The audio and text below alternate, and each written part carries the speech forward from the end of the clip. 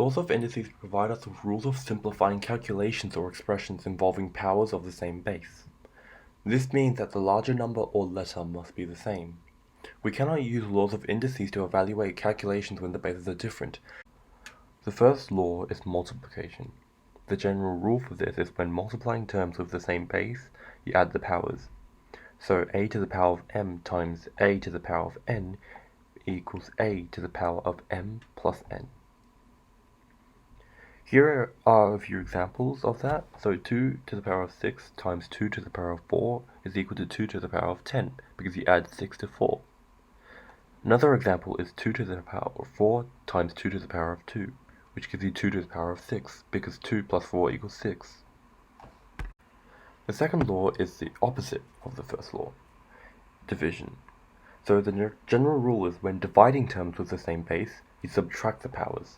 So a to the power of m divide a to the power of n is equal to a to the power of m minus n.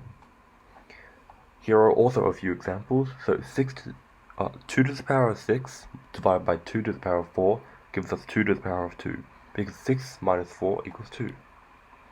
The second example is 2 to the power of 5 divided by 2 to the power of 2, which gives us 2 to the power of 3, because 5 minus 2 equals 3. The third law includes brackets. So when raising a power to another power inside of a bracket, you have to multiply the powers. So here we have a to the power of m, which is in brackets, to the power of n, which is outside of the brackets. It's a to the power of m times n. Here's an example.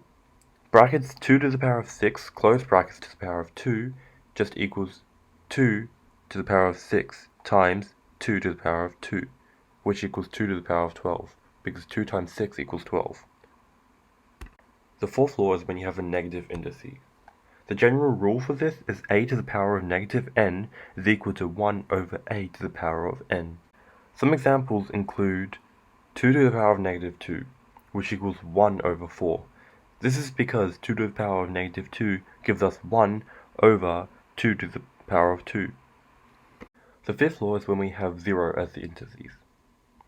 So here, the general rule, any term to the power of 0 is equal to 1.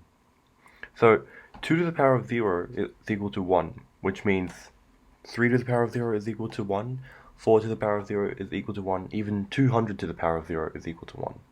The sixth law is similar to the fifth law. It is when you have 1 as a power. Any term to the power of 1 is equal to itself.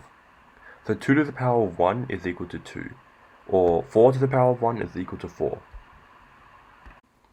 The seventh law is when you have a fraction inside of brackets to the power of number.